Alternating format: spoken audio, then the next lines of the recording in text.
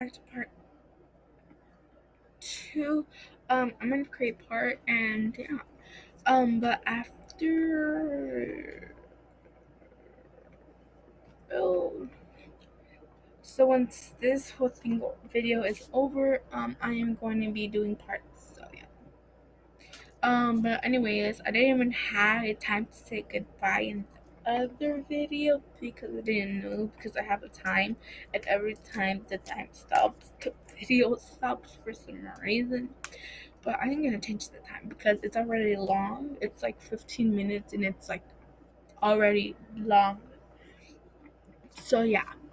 But anyways, today I am going to be again reacting to the scary videos. These are 14th, so yeah. They're kind of like longish and short at the same time. So I don't in 15 minutes probably can't really handle that much. Yeah, but let's continue through the other one. But anyways, if you're coming from the other one, hi. Again, I didn't have time to say goodbye, so yeah. I'll keep track. The truck stop, which was empty at this hour, but was decently lit by three big light posts. Keep track, and I parked right under one of the lights and waited. And then I'll make another part. A pickup truck pulled in off the highway right on time. He stopped right in front of me. I went over to his window, but then noticed there was nothing in the back of his truck. "You Steve?" he asked me. "Yep, that's me," I said. "Alright, my buddy's bringing in the stuff with his truck."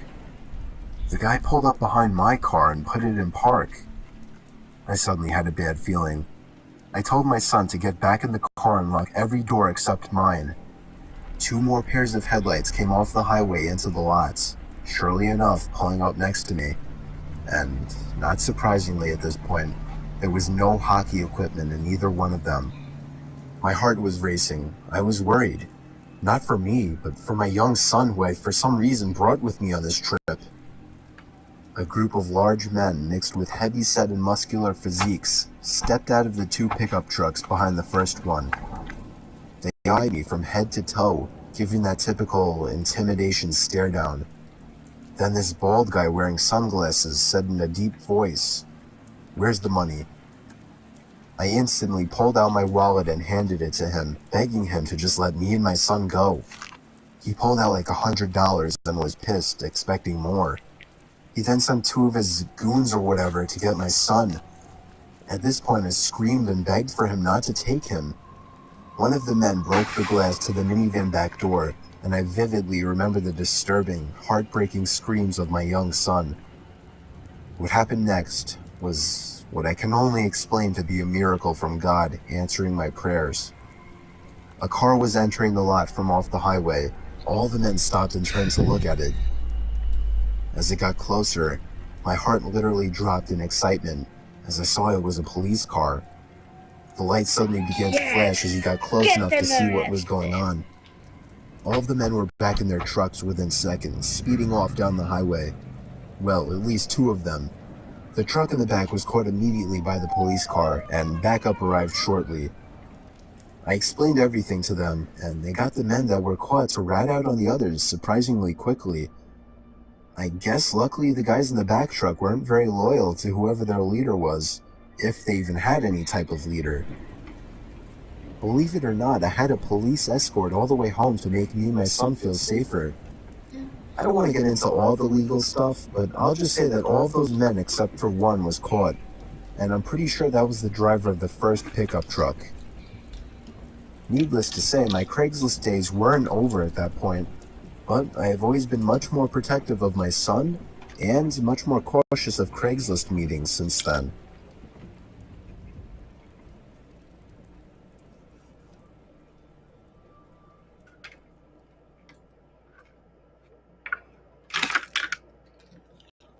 Enjoy special savings on every new Hyundai during the Memorial Day sales event at Spec Hyundai of Tri-Cities. Get 0% 60-month financing, plus $1,000 bonus cash. New 2018 Hyundai Sonatas, up to $4,600 off MSRP. Or get a new 2018 Santa Fe Sport.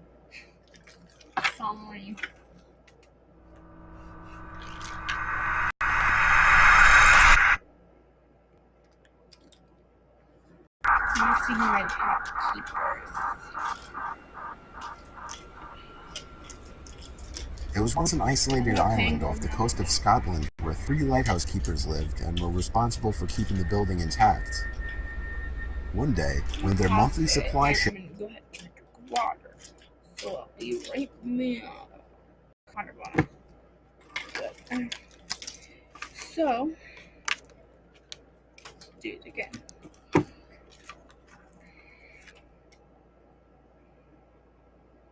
Anyways, so I'm gonna go ahead and do it again. And yeah. ship dropped in. The island was silent. No response from the lighthouse keepers. Eventually, the captain and some crew members went to investigate and found a disturbingly empty lighthouse.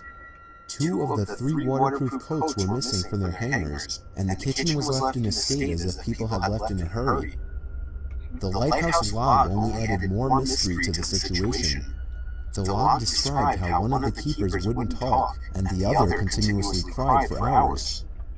All this pain and fear seemed to be coming from what was referred to as a powerful storm looming in the distance. However, this begs the question, why were they so scared of a simple storm? They should have been safe in the brand new lighthouse, right?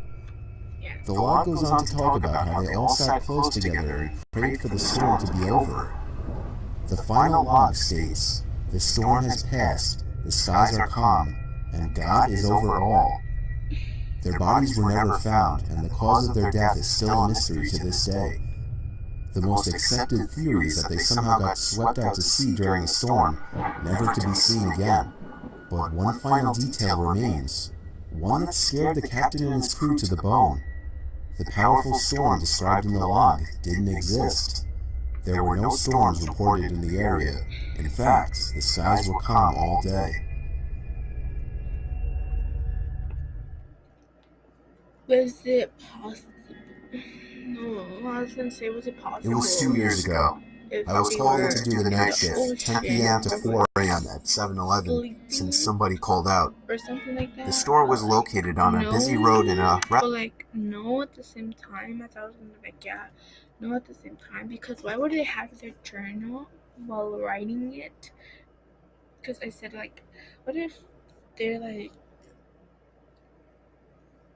what if they are in like how can I specifically? What if they're like in the ocean, like sleeping, and they thought it was like a storm, like, but the storm was the wave. I'm like, no, because how could the journal, be like wet and put back in the lighthouse if I thought they were in the ocean? See what I'm talking about?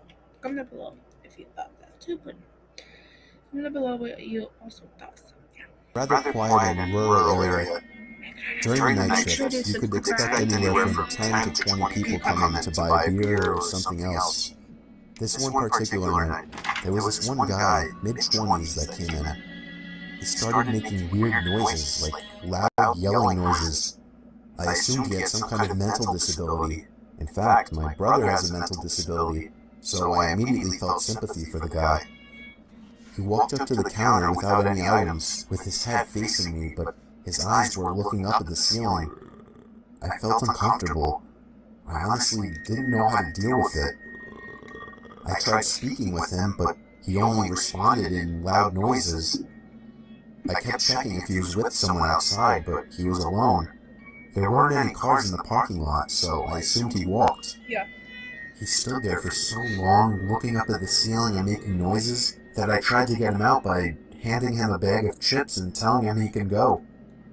I tried finding some kind of number to call for someone to help him. Then, out of nowhere, he finally turned around and walked out of the store.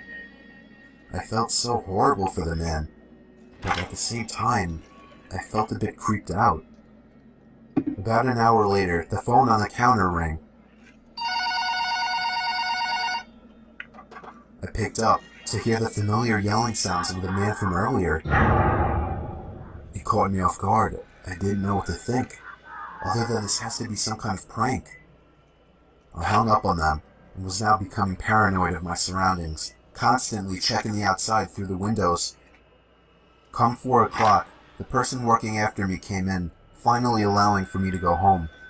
It wasn't my problem anymore. I got home and threw all my stuff on the table, ready to get to sleep. But my phone rang within a minute after entering the door. Let me guess. I felt a Let me guess. It's the man that was screaming. chill ran down my spine. Why would someone be calling at 4 a.m.? I could only imagine it was bad news. I braced myself and picked up the phone to hear the man again. I felt sick to my stomach as I listened to the loud noises he made. I struggled to slam the phone to the receiver. All night, I felt like I was being watched, even with all the blinds shut. And I could swear I heard strange noises coming from all over my house. I refused to get any sleep until the sun came up. Weeks passed and I had forgotten about the incident, until one day, when going into the basement for the first time in a while, I found that papers had been scattered all over the floor, and when I went into the basement closet, I found writing on the walls. 7-Eleven had been written in Sharpie on the wall, along with the address to the 7-Eleven I worked at and my house address. The most disturbing part, I also found various kitchen knives, along with a large pocket knife sitting in the closet.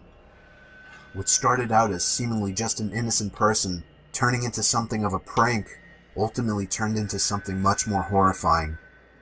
He had been living down there for God knows how long, and I'm just grateful that, for whatever reason, he changed his mind and left, because I haven't seen or heard from him since. All I can say is that man is dangerously ill. I agree with you. And but the cold part. Oh, About 5 years ago, I lived downtown in a major city in the US. I've always been a night person, so I would often find myself bored after my roommate, who was decidedly not a night person, went to sleep. To pass the time, I used to go for long walks and spend the time thinking. I spent 4 years like that, walking alone at night, and never once had a reason to feel afraid. I always used to joke with my roommates that even the drug dealers in the city were polite. But all of that changed in just a few minutes of one evening. It was a Wednesday, somewhere between 1 and 2 in the morning, and I was walking near a police-patrolled park quite a ways from my apartment. It was a quiet night, even for a weeknight, with very little traffic and almost no one on foot. The park, as it was most nights, was completely empty. I went down a short side street in order to loop back down my apartment when I first noticed him. At the far end of the street, on my side, was the silhouette of a man dancing.